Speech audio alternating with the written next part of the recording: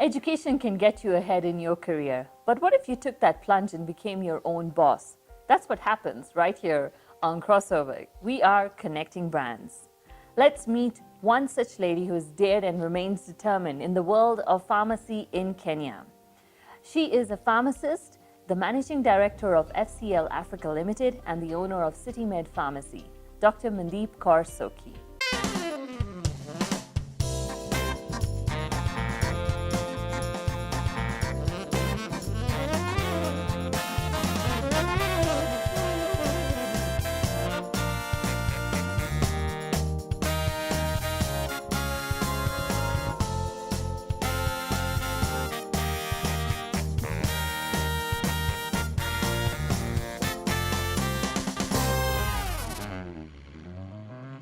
Welcome to the show, Dr. Mandeep. Thank you, Harleen, for having us here. Now, tell me, a brief overview of the pharmacy industry. What is Kenya looking like if I had to rank it or just understand what's pharmacy in Kenya like? Okay, currently South Africa being the leading manufacturer and dealer in pharmaceutical products, Kenya and Nigeria are the second and third in the sub-Saharan Africa. So not far behind? No, not at all. And the fastest growing. Okay. Kenya being at a growth rate of almost, in the pharmaceutical industry, 11.8% per year. Okay. So it's growing pretty fast, and a lot of investments coming in, overseas investments obviously, and a lot of people are looking into Africa for pharmaceuticals, and Kenya is actually becoming the hub of the pharmaceutical industry for Africa. So are we making the medicines ourselves? Are we manufacturing them? Let's say in the later part or after the 1950s, you could say, we did start manufacturing in Kenya. Okay. And we have been since. Cosmos, Beta, Universal being one of the leading ones. Okay. Now at the top ranked in Kenya, and they distribute towards other African countries. And we are actually registering over 10,000 products. We have registered 10,000 products in this country locally. So they're not actually just coming from overseas, yes. Oh, okay. I had no clue about that one. Yes, we do have local products. So then how are you tackling counterfeit? Counterfeits, yes, has been a great issue with the local Ministry of Health and Pharmacy and Poisons Board to tackle. A couple of years ago, they set up a department called the Pharmacovigilance Department. Okay. And there's the head of the department.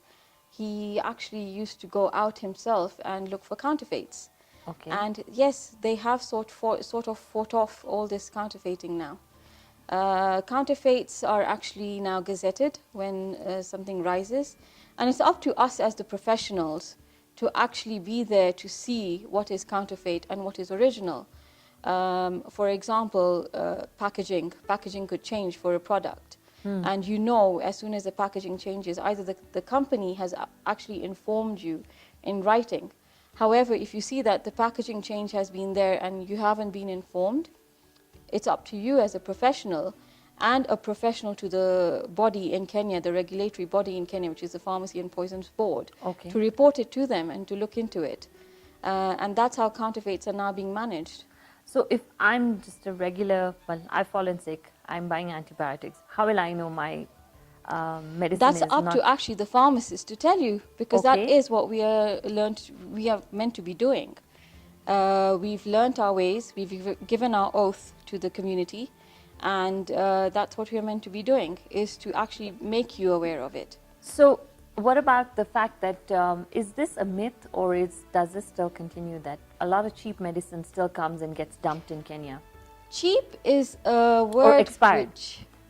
Okay, let's deal with the word cheap first. Okay, tell me. Cheap is a word which should not ever be used in the pharmaceutical industry. Okay. Our words should be quality, efficacy, and affordable.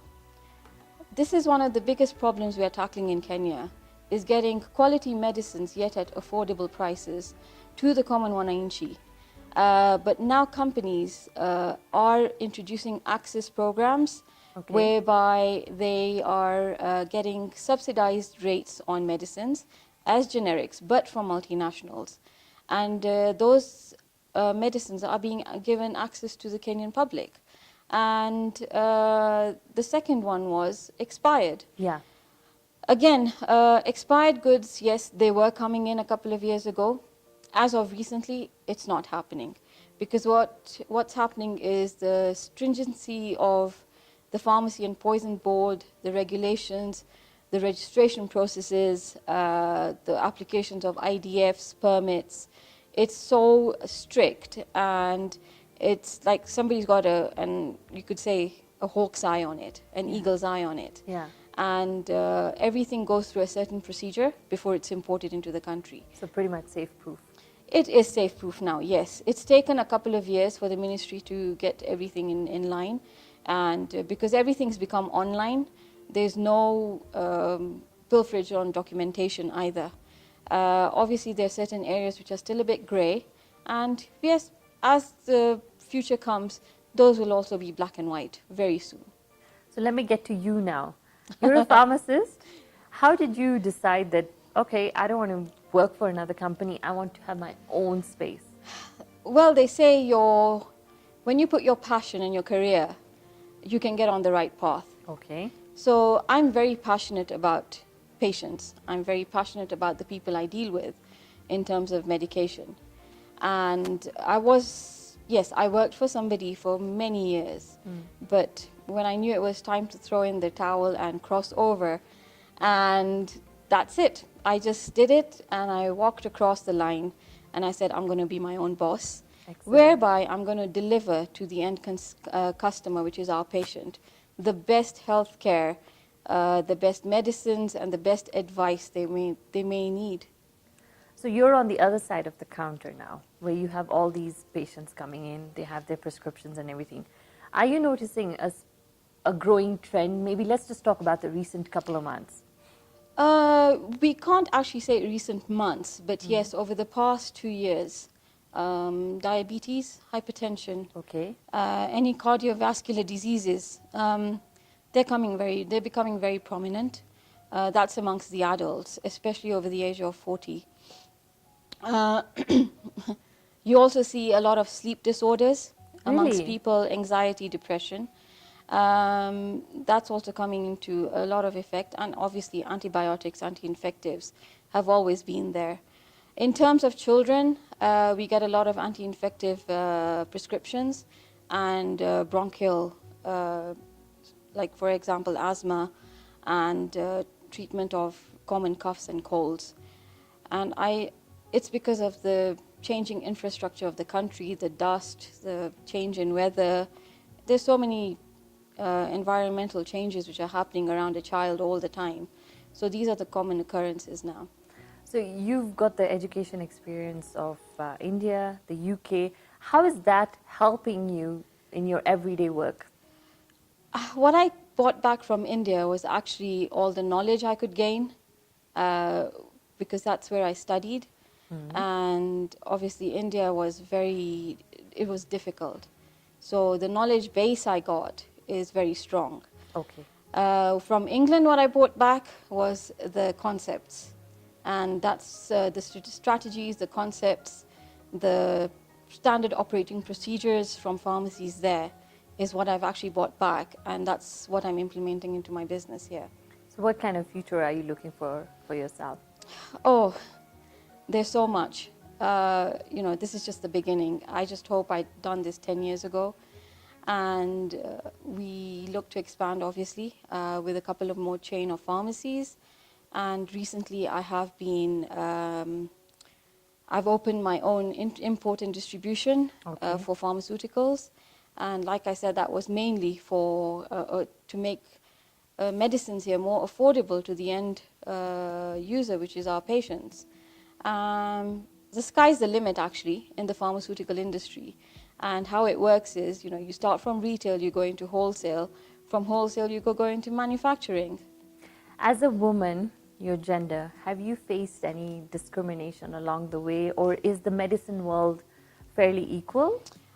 I think here now it's fairly equal. All right. Because when you walk into the Pharmacy and Poisons Board, there's gender equality there.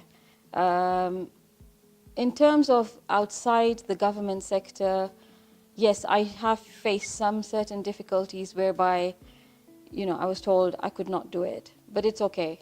I did it. I'm a woman. I'm doing my work. And if I don't fall, I won't be a queen. Every queen falls at some point. And they get up and they move on. And it happens. I'm not saying it's a smooth ride. Yes, I've had challenges, difficulties. But with the support of a lot of people around me, and with a couple of visions and thoughts in mind, I proceed. You've already mentioned your crossover moment. Is there any other specifically you want to share? Yes, a lot of opportunities still come my way. Okay. And sometimes you sit and you think, should I do it? Should I not? But why not? Why not? If you have the time and you have the capability of doing it, go ahead. You'll learn. Everyone learns along the way. We are not born masters of anything. And every day we're a student and we march on and we keep learning. Well, that's spoken like a true entrepreneur. Welcome to the club. Oh, thank you. Entrepreneur is entering. And yes, this is a new entry which took place about 2.5 years ago. And I'm actually very proud of myself. Well, congratulations and thanks for coming on the show. Thank you, Harleen. Thank you for having me. We wish you all the best. Thanks. Bye-bye.